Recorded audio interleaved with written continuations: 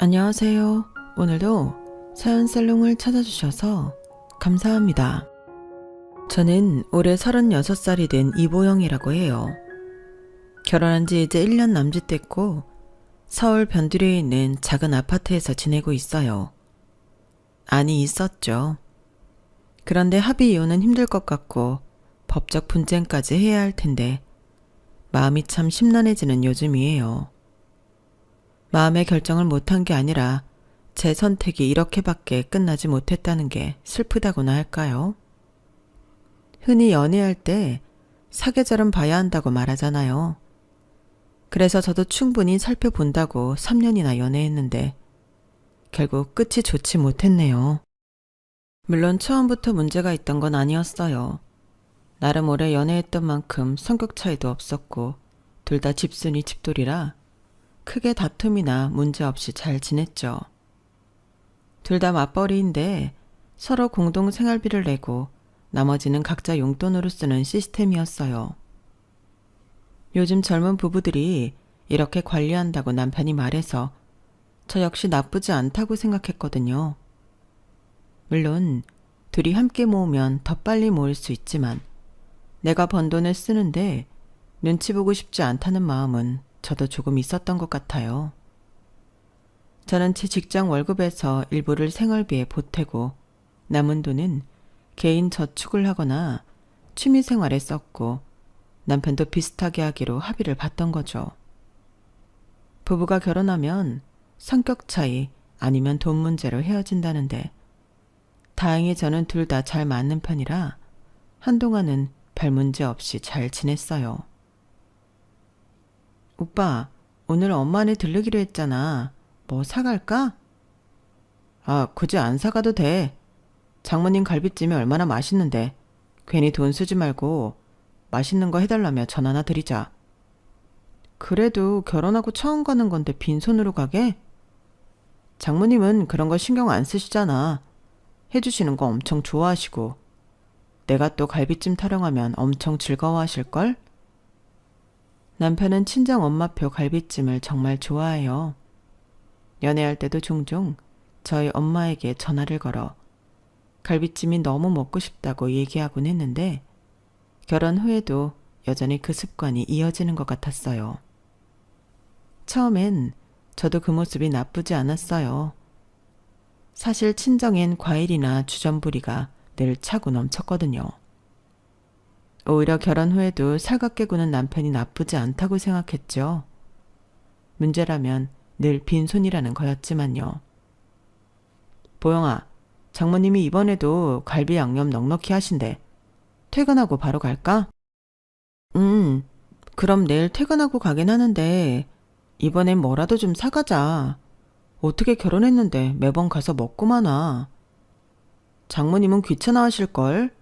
괜히 과일 같은 거 사가면 왜 돈 썼냐며 당신 혼날 거야. 그렇긴 한데 그래도 성의를 보이는 게 좋을 것 같아. 장모님을 그렇게 몰라? 그럴 거면 차라리 밥 한 그릇 더 달라고 해. 그럼 얼마나 뿌듯해 하시는데. 어떻게 내 엄마 아니고 당신 엄마인데 나보다 더 모르냐? 남편이 저렇게 척척 말해버리니 저도 괜히 민망해졌죠. 물론 친정에 갈 때 안 사갔던 건 아니에요. 한 번은 저도 오기가 생겨 간단한 주전부리를 사갔거든요. 근데 그날 저녁 갈비찜을 넉넉히 먹고 배부르니 아무도 먹지 않았어요. 저라도 다 먹어야겠다는 생각에 과식했다가 집에 와 소화제만 먹었지 뭐예요. 그런 일이 반복되다 보니 저 역시 친정에는 빈손으로 가고 맛있게 먹었다는 말만 하게 되었죠. 그런데 문제는 시댁에 갈 때는 상황이 달랐다는 점이에요. 남편은 시모가 과일을 좋아한다고 집을 나서기 전부터 말하더라고요. 오빠, 이 딸기 한 팩에 몇만 원이야. 너무 비싼 거 아니야? 엄마가 딸기 좋아하잖아. 우리가 이렇게라도 사가야지. 엄마가 과일이라도 좀 드시지. 알면서 그래. 나는 딸기 비싸서 잘 안 사 먹는데 다른 과일도 많잖아. 비쌀 때 사야 맛있는 거야. 자주 가는 것도 아니잖아. 왜? 우리 엄마 먹는 게 돈 아까워? 아니, 누가 그렇대. 우리 집에 갈 땐 빈손으로 가는 게 최고라더니 어머니네 갈 땐 금딸기 고르니까 기분이 좀 그래서 그렇지. 어머니 물컹한 식감 싫어하시잖아. 그래서 복숭아도 딱복 만드시고 딸기 물컹해서 별로 싫어하실걸? 아니야? 아니야. 우리 엄마도 딸기 종종 드셔. 거봐, 종종이지. 우리 엄마처럼 환장하게 좋아한다 이런 말 못하지? 그럼 됐어. 괜히 그런 걸로 트집 잡고 그러지 말자. 내가 다른 데 쓴다는 것도 아니고 엄마 사준다는데. 뭐라고 말을 더 하려다가 말았어요. 치사한 건 분명히 남편인데 말하면 할수록 제가 치사해지는 것 같았거든요. 근데 계산대 앞에서 계산을 안 하고 있는 거예요. 그래서 물었더니 그러더라고요. 생활비 카드 당신이 가지고 있잖아. 당신이 결제해야지. 안 그래? 이런 건 개인 지출 아니야? 당신 용돈에서 써야 하는 거 아니냐고. 에? 그런 게 어딨어. 우리 엄마가 남이야? 친구 만나러 가면 내 용돈인데 우리 엄마는 가족이잖아. 가면 너는 안 먹을 거야? 같이 먹을 거 사는 건데 왜 그래, 창피하게. 순간 계산원 앞이라는 게 떠올라 멈추고 카드를 꺼냈죠. 친정 갈 땐 빈손, 시댁 갈 땐 공용돈. 이 사람 뭐지 싶더라고요. 그렇게 계산대를 빠져나오는데 저의 불편한 신기를 눈치챘는지 제 손을 잡으며 이렇게 말하는 거예요. 이해해줘.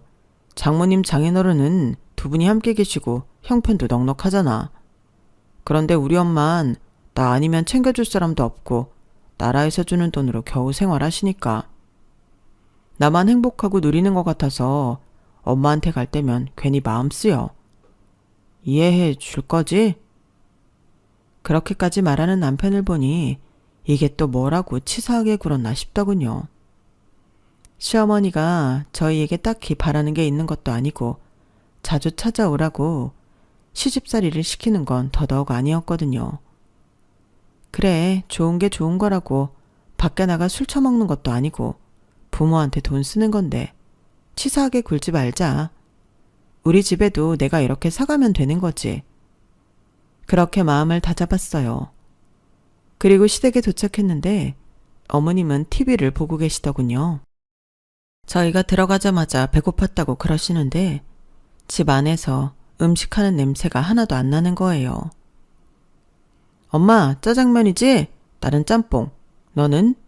짜장면 먹을래? 우리 둘이 다른 거 시켜서 나눠 먹자. 탕수육도 하나 시켜야겠다. 그러더니 자연스럽게 남편이 중국집에 전화를 걸었죠. 결혼 전 시어머니는 늘 밖에서 배웠고 신혼여행을 다녀온 후로 시댁에 하룻밤 자러 왔었는데 원룸에 사시는 어머니라 잘 곳 없다고 신혼집에 돌아가 자라고 하셨던 게 생각났어요. 지금까지 단 한 번도 어머님이 해주신 음식을 먹어본 적이 없었던 거죠. 그렇게 시킨 음식도 역시 공동비에서 결제를 해야 했습니다. 너무 당연한 듯 시어머니 앞에서 저에게 카드를 달라고 했거든요. 나 잠깐 나갔다 올게. 짜장면이랑 짬뽕 좀 엄마랑 식탁으로 옮겨줘. 이런 말을 하고 남편이 카드를 들고 밖으로 나가더라고요. 순간 뭐지? 싶었는데 불과 몇 분이 지나지 않아 핸드폰에서 알람이 울리는 거예요. 땡땡커피 베이커리? 순간 이게 뭐지 싶었는데 잠시 뒤 남편이 들어와 상황을 알게 되었죠. 어머님 집 바로 옆에 맛집 커피숍이 있는데 개인이 하는 작은 카페거든요. 그런데 주문을 어플로 시키면 배달 시간이 1시간이나 걸린대요. 그래서 이렇게 식사를 하기 전 결제를 하고 가져다 달라고 하면 주인이나 알바생이 가져다 준다는 거죠. 자주 있었던 일인 듯 어머님도 이걸 신기해하지 않으시더라고요. 커피? 케이크나 과자도 샀어? 결제 금액을 보니까 음료만 산 게 아닌 것 같은데? 거기 케이크도 맛있거든. 주문하러 간 김에 같이 가져다 달라고 했어. 신상이 나왔는지 맛있어 보여서. 후식으로 딸기 먹는 거 아니었어? 딸기는 양이 많지도 않은데 그걸 어떻게 같이 먹어? 당신 먹고 싶으면 집에 갈 때 사가자. 알았지? 순간 이건 아니다 싶었어요. 그래서 시댁에서 먹는 둥 마는 둥 마지못해 앉아있다가 집으로 돌아오는 길 남편한테 말했죠. 오빠, 시댁에서 쓰는 돈이 다 공동생활비에서 나가면 내 입장에선 조금 불편해. 불편할 게 뭐 있어. 따로 살아도 가족인데. 그럼 분가해서 살면 불편하고 합가해서 살면 당연한 거야? 그럼 합가해? 그런 말이 아니잖아. 친정할 땐 늘 빈손으로 가서 비싼 소갈비찜 먹고 시댁 갈 땐 비싼 과일에다 외식, 커피나 케이크 같은 디저트며. 그건 장모님이 음식 잘하시고 커피 머신도 있고 제철 과일도 냉장고에 다 있잖아. 사갈 만한 게 없으니까 그렇지. 그리고 장모님 입맛은 좀 까다로우셔. 뭐가 서운한지 알겠는데 그건 사람에 따라 다른 형평성으로 접근해야 하지 않아? 돈 필요한 사람한테 써야지. 장모님은 먹을 게 필요 없는데 사가는 건 결국 과소비야. 그래도 마음이잖아. 그래, 그 마음. 그래서 늘 맛있다고 말하고 해달라고 해서 그러고 가서 2그릇 이상 먹고 열과 성의를 다하잖아. 장모님 좋아하시는 대로. 내 말이 틀렸어? 오빠 그렇게 생각한다면 말리지 않겠는데 더 이상 공용 지출해서 어머님 외식값이나 과일 사가는 거 반대야. 아니, 이젠 그렇게 안 할 거야. 도무지 말이 안 통한다고 느꼈기에 단호하게 말했어요. 공용지출은 공통으로 합의했을 때만 해당되며 우리가 주 거주지로 사는 신혼집에 한정한다고요. 이랬더니 이 남자 뭐라는 줄 아세요? 그래? 그럼 앞으로 장모님 댁 갈 때도 마찬가지지? 그럼 나야 좋지 뭐. 가뜩이나 너 장모님네 갈 때 뭐 사가지 가자고 그렇게 노래를 부를 때 나도 애매했거든. 과소비는 싫고 너는 원하고. 그럼 이제 네 용돈에서 네가 알아서 사가면 되니까 그 얘기는 이제 끝난 거지? 지금 돌이켜보면 이때부터 제 마음은 조금씩 식어갔던 것 같네요. 얼마 지나지 않아 또 다른 일이 벌어졌죠. 시어머니가 무릎 관절 때문에 소규모 시술을 받으셨는데 남편이 50만 원쯤을 본인 용돈에서 보내드렸다는 사실을 뒤늦게 알았거든요. 오빠, 어머니 시술 받았다며? 비용 많이 드셨나 봐. 조금. 그래서 내가 50 정도 송금했어. 엄마 혼자니까. 근데 생활비 아니고 내 용돈에서 충당했으니 괜찮지? 지금 처음 들어서 놀랐어. 미리 얘기해주면 좋잖아. 내 용돈에서 나간 거라 딱히 보고할 필요 없다고 생각했어. 엄마도 큰 수술은 아니고 곧 퇴원하실 거야. 그래도 부부인데 중요한 지출은 상의가 먼저잖아. 아무리 용돈범이라지만. 아이, 미안. 다음부터 말할게. 사실 그렇게 큰 돈도 아니고 엄마가 힘들다니 그냥 보내준 거야. 더 이상 뭐라고 말하기 그렇더라고요. 다른 것도 아니고 아파서 낸 병원비니까요. 하지만 문득 저한테 말도 안 하고 어머님한테 돈을 보낸 게 이번만이 아니라면 이라는 생각이 하나둘 머릿속에 차오르기 시작했죠. 결혼 1년 차가 가까워질 무렵 평범한 시댁 방문에서 시작된 작은 의문이 제 결혼 생활에 큰 위기로 번지게 됐어요. 그날도 평소처럼 주말 점심을 먹으러 시어머님 댁에 들렀는데 현관문을 열자마자 눈에 들어온 건 반짝반짝 빛나는 새 냉장고였어요. 지난주 방문했을 때만 해도 자꾸 소리가 나고 고장날 것 같다며 걱정하시던 낡은 냉장고가 어느새 최신형으로 바뀌어 있었던 거죠. 현관에서부터 거실까지 가는 짧은 순간 머릿속이 복잡해졌어요. 지난주만 해도 시어머님이 냉장고 문을 닫으시면서 했던 말이 머릿속에 떠오르면서 의아했거든요. 이게 자꾸 탈그락거려서 음식이 상하진 않을까 걱정이야. 그때 남편은 대수롭지 않게 말했죠. 엄마, 그래도 좀만 더 쓰시면 되잖아요. 라고만 했었는데 일주일 만에 이런 고급 냉장고로 바뀌어 있다니 순간 의아했어요. 남편이 평소 같았다면 내가 사드렸다며 뿌듯해하면서 제 반응을 살폈을 텐데 이상하게도 아무 말도 없이 조용히 있었거든요. 오히려 냉장고는 쳐다보지도 않고 TV만 보고 있더라고요. 시어머님도 보통 같으면 준혁이가 이렇게 좋은 걸로 사줬다며 자랑스러워 하셨을 텐데 그런 말씀도 전혀 없으셨어요. 어머님, 새 냉장고네요. 그게...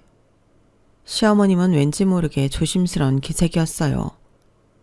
평소 같으면 이것저것 설명하시며 기뻐하셨을 텐데 어색하게 웃으시면서 주문한 음식이나 먹자고 하시더라고요. 그 모습을 보니 걱정이 됐어요. 혹시 적금을 해지하시고 무리해서 사신 건 아닐까 하고요. 시어머님이 국민연금으로만 생활하시는 걸 아는지라 이런 큰 지출이 부담스러우실 것 같았거든요. 집에 돌아와서도 그 생각은 계속됐어요. 어머님이 무리하신 건 아닐까 하는 걱정에 가계부 정리도 뒷전이었죠. 그러다 우연히 통장 내역을 보는데 이상한 점을 발견했어요. 남편이 매달 보내기로 한 생활비가 평소보다 훨씬 적게 들어와 있던 거예요. 처음엔 정말 단순 실수인가 싶었어요. 남편이 평소에도 가끔 깜빡하고 덜 보내는 경우가 있었거든요. 남편이 소파에서 핸드폰을 보고 있길래 최대한 자연스럽게 물어봤죠. 오빠, 이번 달 생활비 입금이 좀 적은데 실수로 덜 보낸 거야? 그런데 평소와 달리 남편의 눈동자가 흔들렸어요. 보통 때면 미안하다며 확인해 본다고 바로 답했을 텐데 이번엔 핸드폰만 만지작거리고 있더라고요. 그게 이런저런 일이 있어서 심지어 명확하게 이유를 대는 것도 아니고 얼버무리기만 하더라고요. 순간 등줄기가 서늘해졌어요. 요즘 경기가 안 좋아서 회사마다 구조조정을 한다는 뉴스가 자주 나오던 때라 불안감이 확 몰려왔거든요. 무슨 일 있어? 혹시 월급이 깎였어? 아니면 회사를 그만둔 거야? 목소리가 떨리는 걸 감출 수가 없었어요. 남편도 제 표정이 심각해진 걸 눈치챘는지 마지못해 입을 열었죠. 아니, 그게 엄마 냉장고 사줬어. 순간 머리가 하얘졌어요. 그러니까 지난주에 좀만 더 쓰자고 하더니 저한테 말도 없이 냉장고를 사고 그걸 생활비에서 메꾸겠다는 거였죠. 뭐라고? 그럼 결국 우리 생활비에서 쓴 거잖아. 아이, 뭘 그렇게 까탈스럽게 따지고 그래. 어차피 다음 달부터 다시 제대로 보낼 건데. 남편은 마치 제가 트집을 잡는 것처럼 말하더라고요. 오빠, 이건 우리가 정한 규칙이잖아. 부모님 선물은 각자 용돈에서 쓰기로 했었잖아. 그리고 이런 큰 결정은 서로 상의하고.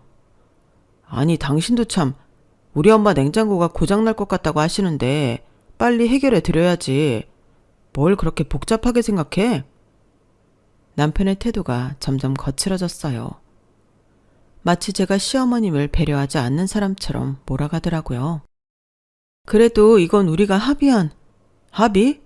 당신은 지금 엄마가 고장난 냉장고 쓰시는 게 괜찮다는 거야? 대화가 점점 평행선을 달렸어요. 남편은 계속 시어머님 상황만 이야기했고 정작 제가 말하는 약속과 상의에 대해서는 귓등으로도 안 듣는 것 같았죠. 내가 하고 싶은 말은 양가 부모님께 해드리는 건 공용 지출 말고 개인 지출에서 하기로 했잖아. 그러니까 생활비 모자란 부분마저 입금해줘. 냉장고 문제는 오빠가 개인 돈으로 충당해.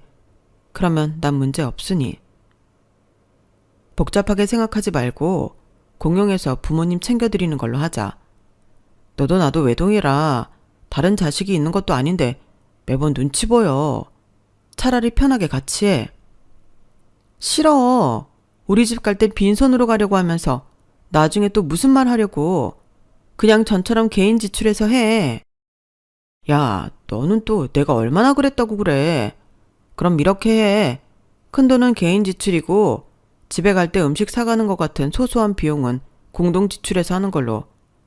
그리고 이번 주말에 장모님 댁 갈 때는 네가 원하는 대로 뭐라도 사가면 되잖아. 그치? 남편은 이번 달 지출 금액이 많아서 다음 달이 돼도 생활비를 더 내지 못한다며 그냥 공용 지출에서 일부분은 양가 부모님께 사용하는 걸로 하자더라고요. 물론 저 역시 그동안 당한 게 있어서 말만 그럴 뿐 행동으로 옮기지 못한다는 걸 알았기에 반대했거든요. 그런데 아니라고 호언장담하니 한 번 더 믿어보기로 했어요. 그리고 그 주 주말 친정에 가는 당일 아침이었죠. 뭘 사갈까 고민하다가 엄마가 좋아하는 백화점 케이크가 생각났어요. 동네 빵집보다 달지 않아 종종 맛있게 드셨던 게 생각났죠.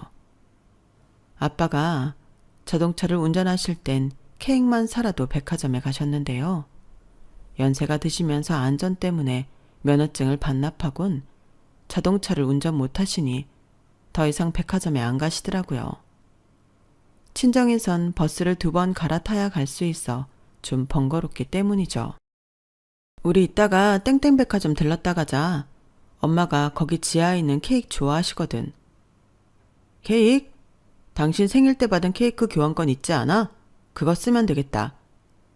그건 동네 베이커리 교환권이야. 엄마는 달다고 그거 싫어하셔.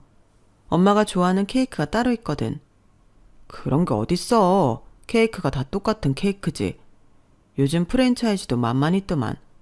언제 마지막으로 먹어봤는데 생각도 안 나지. 거봐. 이번 참에 먹어보면 달라진 거 알걸? 교환권은 나 먹으라고 보내준 거니까 다음에 내가 먹고 싶을 때 교환해서 먹을래. 먹어본 것도 아니고 엄마가 뻔히 동네 빵집 싫어하는 거 아는데 굳이 그걸 가지고 가고 싶진 않아. 뭘 그렇게 어렵게 생각해. 그냥 있는 걸로 사가면 돈도 아끼고 좋은 거지. 어차피 빈손으로 가기 뭐하니까 사간다는 거 아니었어? 순간 할 말을 잃었어요. 시어머님께는 300만 원이 넘는 냉장고를 사주고 친정엔 제 생일에 선물 받은 교환권으로 대충 사가자는 말처럼 들렸거든요. 게다가 공용 생활비에서 사용하는 게 아깝다는 투로 말하는 것 같았으니 속이 더 뒤집어지더군요. 아, 친정에는 어떤 이유든 10원 한 장도 쓰기 아깝다는 거구나. 시댁엔 공용 생활비에서도 퍼주고 지 용돈에서도 또 퍼줘야 한다는 거지? 괘씸하다는 생각이었죠. 그동안 시어머님이 혼자 계시니까 신경 쓴다고 그럴싸하게 포장했던 거예요. 제 생각이 너무 순진했다는 걸 한순간에 깨닫게 되었답니다. 난 가서 사올 테니까 신경 쓰지 마. 남편의 어이없는 말을 뒤로하고 차키를 들고 나왔어요. 백화점으로 향하는 내내 가슴 한켠이 묵직했죠. 그동안 눈치만 보며 살았던 제가 한심하게 느껴졌거든요. 어서 오세요. 케이크 찾으시나요? 네, 생크림 케이크 중에 달지 않은 걸로 부탁드려요. 매장 유리창 너머로 줄지어 있는 케이크들을 보니 엄마 생각이 났어요. 연애 시절 남편이 처음 우리 집에 왔을 때 엄마가 이 백화점 케이크를 사오셨었죠. 그때 남편은 장모님 센스가 너무 좋으시다며 칭찬했었는데 결혼하고는 한 번도 이 케이크를 사가자고 한 적 없었네요. 이 제품이 가장 인기가 좋으세요. 생크림이 너무 달지 않고 부드러워서요.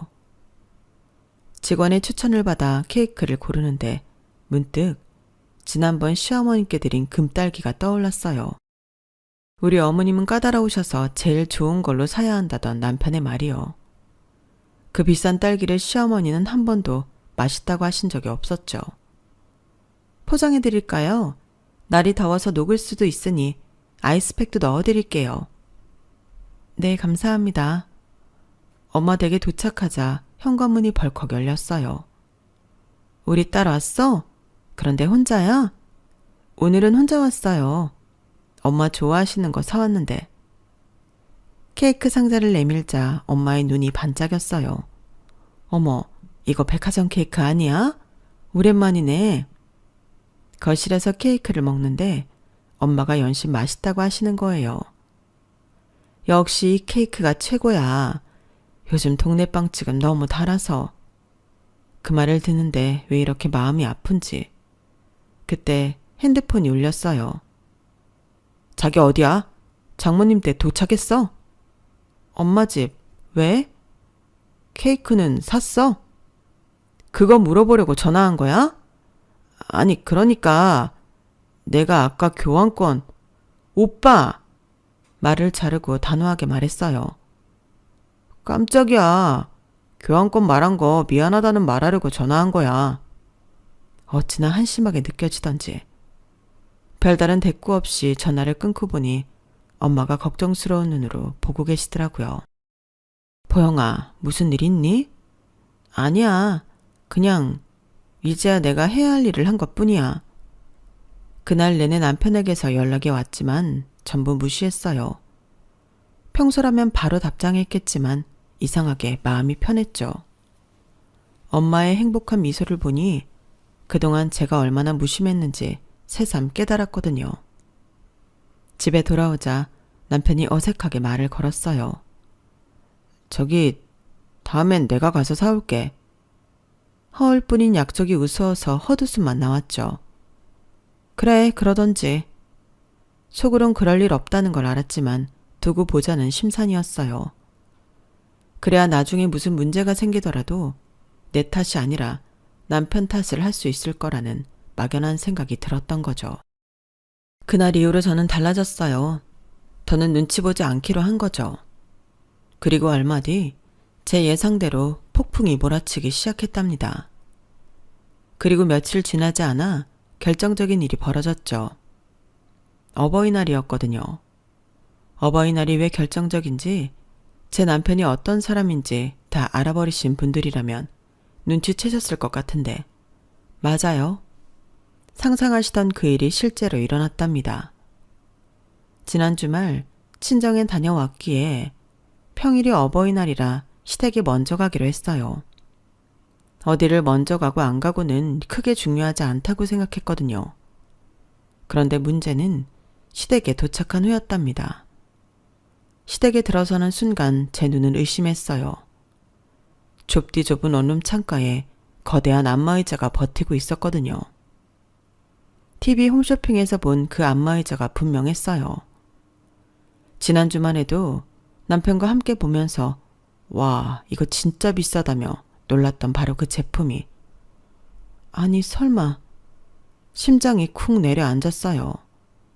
원룸이라 거실이라고 해봤자 겨우 8평 남짓인데 그 좁은 공간의 절반을 차지하고 있는 안마의자는 마치 저를 비웃듯 반들반들 윤이 나고 있었죠. 멍하니 서 있는데 문득 지난주 시어머님과 나눈 대화가 떠올랐어요. 어머님, 요즘도 허리 아프세요? 그냥 늙어서 그런가. 병원 한번 가볼까 하는데. 한의원은 어떠세요? 침 맞으면 좀 나아지실지도. 아유, 그런 거 신경 쓰지 마. 이 정도면 양호한 거야. 그때만 해도 시어머님은 대수롭지 않게 말씀하셨는데 이렇게 될 줄이야. 현관에 놓인 제 구두를 벗으면서도 머릿속은 복잡했어요. 남편은 언제 이걸 샀을까? 어떻게 들여왔을까? 돈은 어디서? 어머, 왔니? 이거 봐봐. 이게 얼마나 좋은지 몰라? 어머님이 호들갑스럽게 맞이하시는데 그 목소리에 담긴 자랑스러움이 왠지 거슬리더라고요. 마치 우리 아들 봐라 하는 것 같았어요. 평소 과하게 표현하시는 분이 아니었는데 오늘따라 유독 목소리가 들떠 있었죠. 오빠가 사드린 거예요? 목소리가 생각보다 차갑게 나왔나 봐요.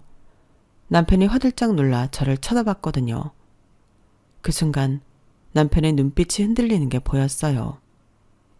뭔가 석연찮은 일이 있다는 걸 직감한 듯 했어요. 하지만 어머님은 전혀 눈치채지 못하신 듯 했어요. 그럼 우리 아들이 아니면 누가 이런 걸 사주겠어?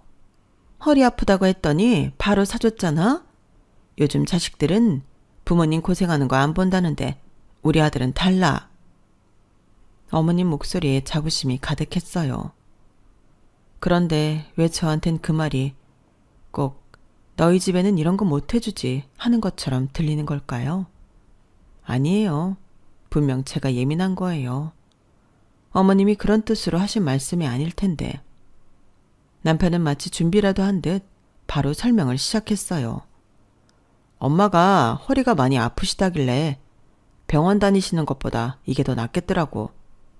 마사지 회원권은 한 번에 100만 원이 넘고 그것도 3개월이면 끝나는데 이건 평생 쓰실 수 있잖아. 실용적이고. 말꼬리를 흐리는 남편의 목소리가 점점 작아졌어요. 제 표정이 심상치 않다는 걸 눈치챘나 봐요. 실용적이라고요? 우리 엄마도 허리 아프다고 하셨을 때는 나이 든 게 서러워서 그러시는 거야 라고 하더니 남편의 말이 귀에 들어올 리가 없었죠. 머릿속에서는 이미 계산기가 돌아가고 있었으니까요.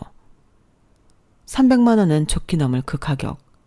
거기다 분명 할부일 텐데 이자까지 더하면 게다가 우리 통장에서 빠져나간 거라면 여보, 당신 표정이 남편이 제 얼굴색을 살피더니 목소리를 낮췄어요. 그리곤 마치 큰 양보라도 하듯 덧붙였죠. 할부로 했으니까 당분간은 어머니한테 뭐 해드리기 좀 그렇긴 한데 그래도 이게 더 이득이잖아. 한 번에 돈 들여서 평생 쓰시는 거니까. 어머님은 그때 마침 화장실에 가신다며 자리를 피하셨어요. 순간 어머님과 눈이 마주쳤는데 뭔가 불편해 보이시더라고요. 어쩌면 제 표정이 너무 일그러졌나 봐요. 우리 집은? 차갑게 내뱉은 말에 남편이 눈을 동그랗게 떴어요.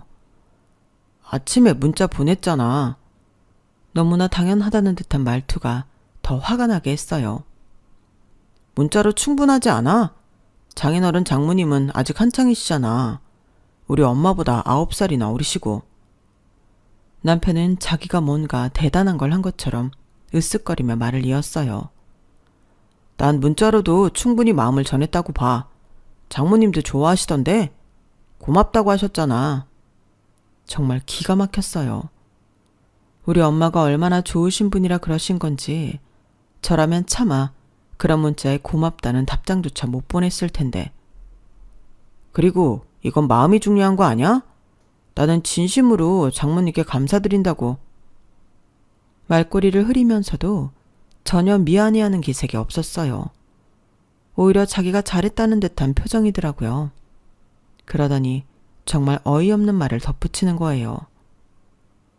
그래, 말 나온 김에 문자 하나 더 보내볼까? 우리 주말에 장모님한테 갈비찜 해달라고 할까? 멀더라도 자주 찾아뵙는 게 최고지. 안 그래? 뭐든 마음이 최고라고. 자주 찾아가지도 않으면서 비싼 선물만 딱 보내봐. 그것처럼 정없는 게 어딨다고. 나 같은 사이도 없어. 그치? 진짜 이 남자는 자기가 뭘 잘못했는지 전혀 모르는 거예요. 시어머님께는 300만 원짜리 안마의자를 사드리고 제 친정엄마는 공짜 갈비찜이나 얻어먹으려 하고 맛있게 먹고 자주 찾아가 얼굴 뵈면 되는 거잖아. 효도가 꼭 돈으로만 하는 것도 아니고 마음이지, 마음. 안 그래? 남편의 말 한마디 한마디가 저를 폭발 직전으로 몰아갔어요. 용돈으로도 모자라 공용 통장까지 긁어가며 어머님께 선물해놓고 친정엄마한테는 돈 한 푼 안 드리고 진심을 보냈다고요? 당신 갈비찜은 앞으로 평생 먹을 일 없을 거야. 나 간다. 참았던 분노가 폭발하듯 터져나왔어요. 야, 잠깐만. 왜 갑자기 그러는 거야? 말 안 하고 산 것 때문에 그런 거면 미안해. 말하려고 했어. 그런데 어차피 오면 볼 텐데 얼마나 좋은지 보는 거랑 안 보고 이야기 듣는 거랑 또 다르니까. 내 말 듣고 있는 거야? 현관문을 박차고 나오는데 남편이 뒤에서 뭐라고 부르는 소리가 들렸어요. 오해하지 마. 내 말은. 더는 듣고 싶지 않았어요. 엘리베이터를 기다릴 새도 없이 계단을 뛰어내려갔죠. 주차장에 도착해서 바로 시동을 걸었어요. 그리고 제일 먼저 한 일이 폰 전원을 끄는 거였어요. 엄마 생각이 났어요. 아침에 문자를 받으시고도 고맙다고 답장까지 보내주신 그 마음 착하신 우리 엄마. 시어머님께 안마의자를 사주면서도 우리 부모님께는 문자 한 통이 전부라니 남편의 이중성이 이제야 완벽하게 드러난 것 같았죠. 핸들을 꺾어 친정으로 향하면서 핸드폰도 꺼버렸어요. 그리고 결심했죠. 이제는 더 이상 물러설 수 없다고. 결혼 전 이런 모습을 단 한 번도 보인 적 없다는 게 오히려 억울할 지경이었어요. 연애 땐 세상의 별도 달도 다 따준다고 말하는 거 다 거짓이라더니 정말 거짓이었던 거죠. 저녁 7시가 넘어 집에 도착하니 남편이 기다리고 있더라고요. 어두컴컴한 거실에 혼자 앉아있는 모습이 왠지 우스워 보였어요. 도대체 뭐 하는 짓이야? 전화는 왜 안 받고? 제가 현관문을 여는 순간부터 폭발하듯 소리를 지르더니 순식간에 제 앞까지 다가왔어요. 엄마가 얼마나 걱정하셨는지 알아? 내가 얼마나 전화했는지. 미친 거야? 갑자기 가출이야. 가출? 내가 왜 가출을 해? 나 친정 갔다 왔어. 뭐? 갔으면 갔다고 말해야지. 어디 간다는 말도 안 하고 전화기는 꺼놓고. 애야? 말을 해. 왜 그러는지. 왜? 어버이날인데. 뭐 문제 있어? 비싼 선물은 주지 못해도 얼굴이라도 보려고 한 건데. 당신 말대로 돈이 전부가 아니라면 정성이라도 보여야 하잖아. 1시간 거리가 먼 것도 아니고. 뭐야. 그러면 같이 가자고 하면 되지. 난 또 뭐라고. 난 또 뭐라고? 우리 엄마는 아직 젊어서 알프로 볼 날 많으니까 안 가도 된다고 생각하셨나 봐? 방귀 낀 놈이 성낸나더니 정말이네요. 남편의 얼굴이 불그락 푸르락 해지는 걸 보며 조용히 고개를 끄덕이고 방으로 향했어요. 제가 이렇게 순순히 안방으로 들어오니 오히려 더 화가 난 듯 했어요. 야, 이보영. 안마의자 때문에 화났나 본데 애도 아니고 이런 식으로 행동하는 게 맞아? 왜 안 돼? 너도 네 마음대로 하는데.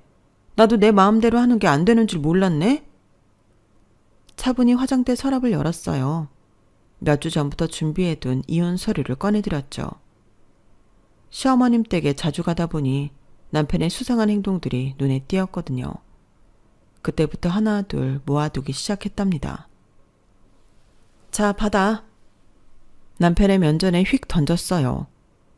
미쳤어? 이게 뭐야? 이혼 서류? 너 진짜 미쳤나 봐. 이혼 서류를 집어든 남편의 눈이 휘둥그레졌어요. 기다려. 아직 더 있으니까. 더 있다니. 뭐가 더 있는데?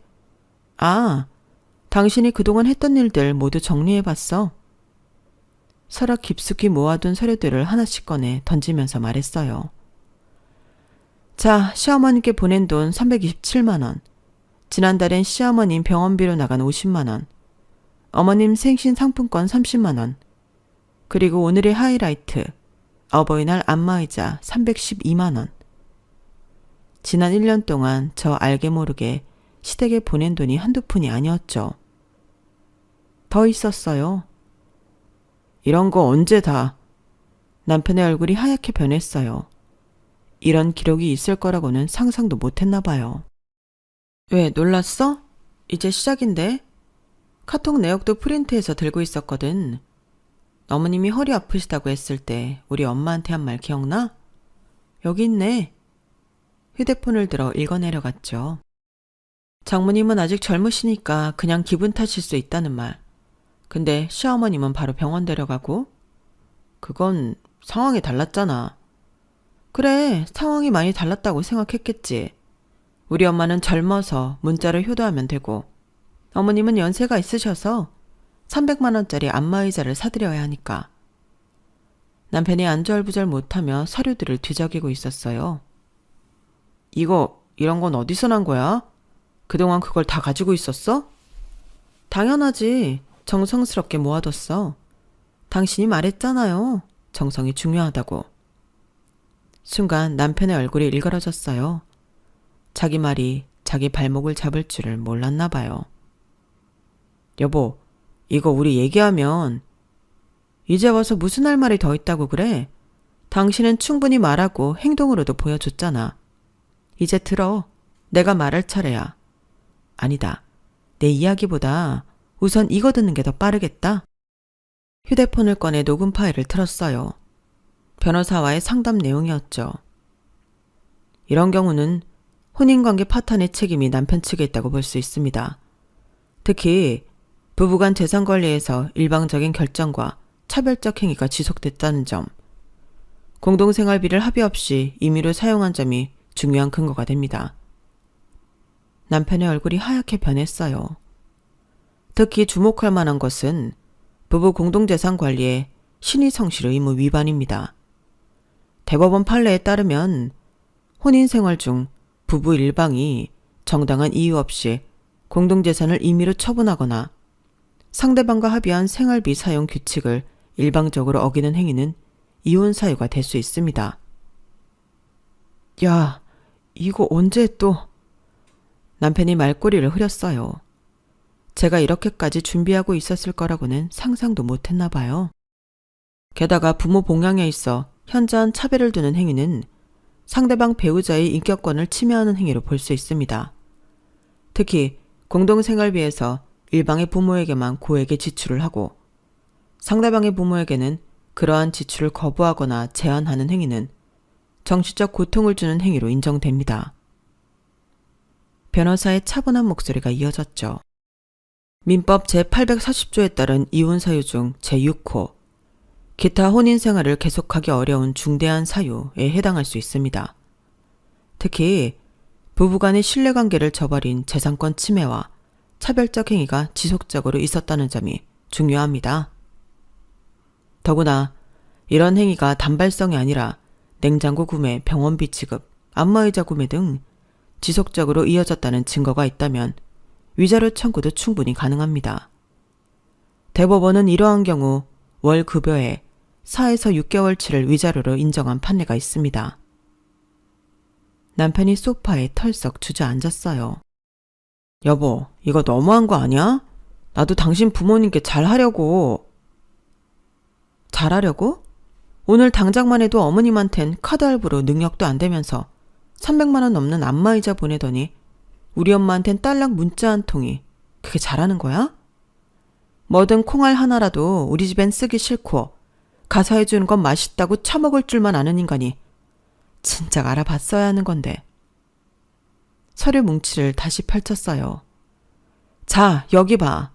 지난 1년간 어머님께 보낸 금액만 1,000만 원이 넘어. 그런데 우리 부모님한테는 딸랑 케이크? 그것도 생일날 받은 교환권 쓰라고 난리를 쳤던 거 기억 안 나? 이게 말이 돼? 그건 상황이 달랐잖아.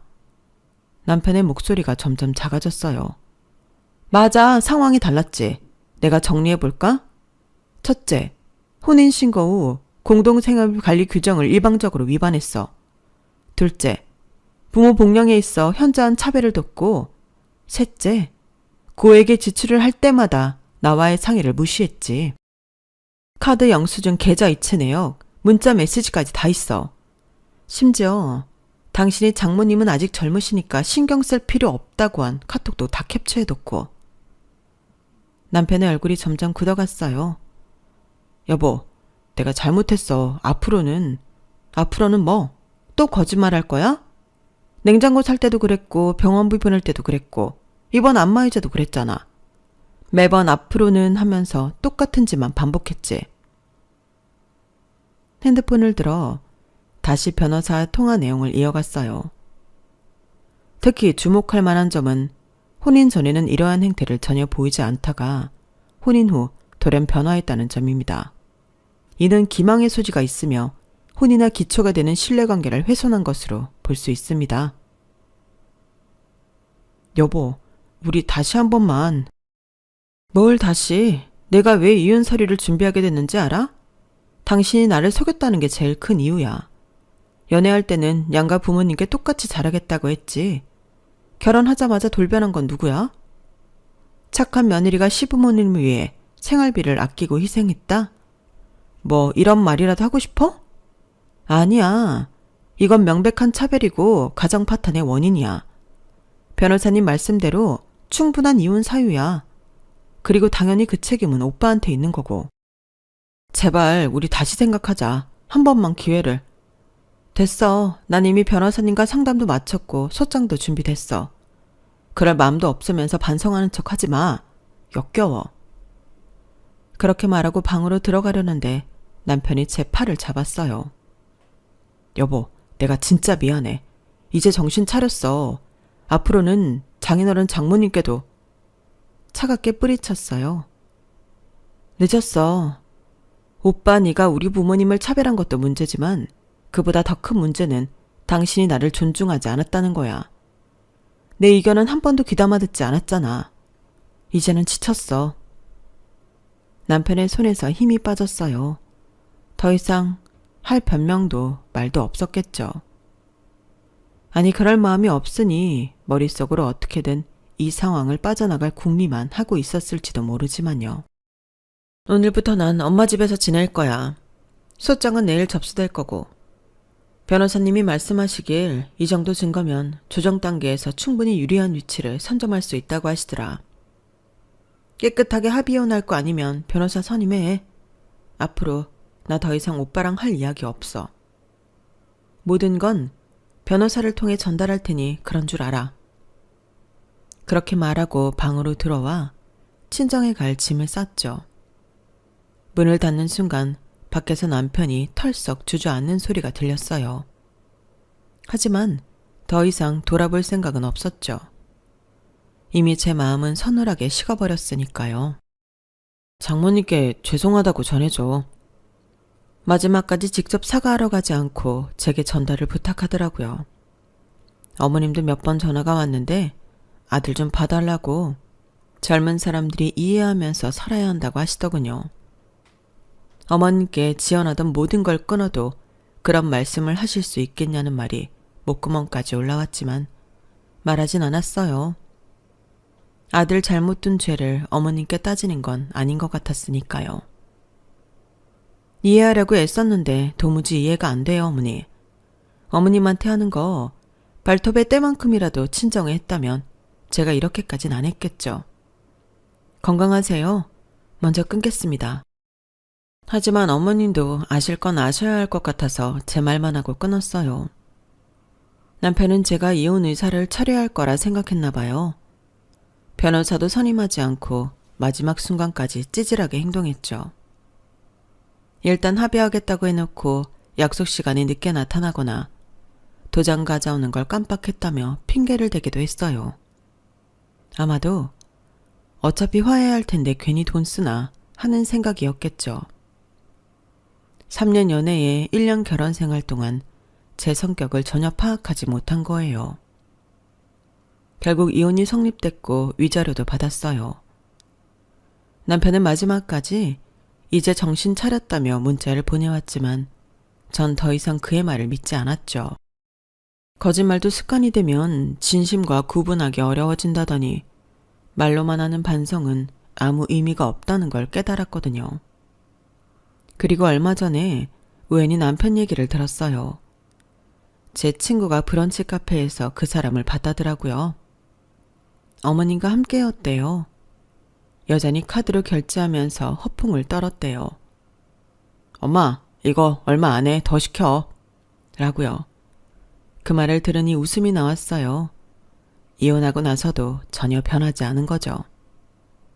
어머님만 특별대우하는 그 버릇, 카드 막 긁는 습관, 결혼 생활 내내 저를 힘들게 했던 그 모든 것들이 그대로더라고요. 지금은 부모님과 함께 지내고 있어요. 부모님은 서로 맞춰가는 게 결혼이라며 저에게 애둘러 말씀하곤 하세요. 맞아요. 그래야 하죠. 상대방의 부모님도 내 부모님처럼 생각하고 서로를 존중하면서 살아야 하는데 우리는 그러지 못했네요. 아니, 그놈은 그러지 못했죠. 제 이야기를 듣는 분들에게 그런 말을 전하고 싶어요.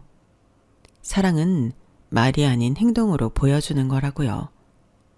행동엔 돈이 함께 가야 하고요. 젊은이가 고생을 선사한다는 말을 그냥 하면 꼰대지만 100만 원쯤 현금을 주면서 하면 진심 어린 위로가 된다는 말처럼요. 그리고 연애할 때와 결혼 후의 모습이 다르다면 그건 진정한 사랑이 아닐 수 있어요. 저처럼 후회하지 마시고 결혼 전에 상대방의 진면목을 꼭 보셨으면 좋겠어요. 이제는 새로운 시작을 준비하려고 해요.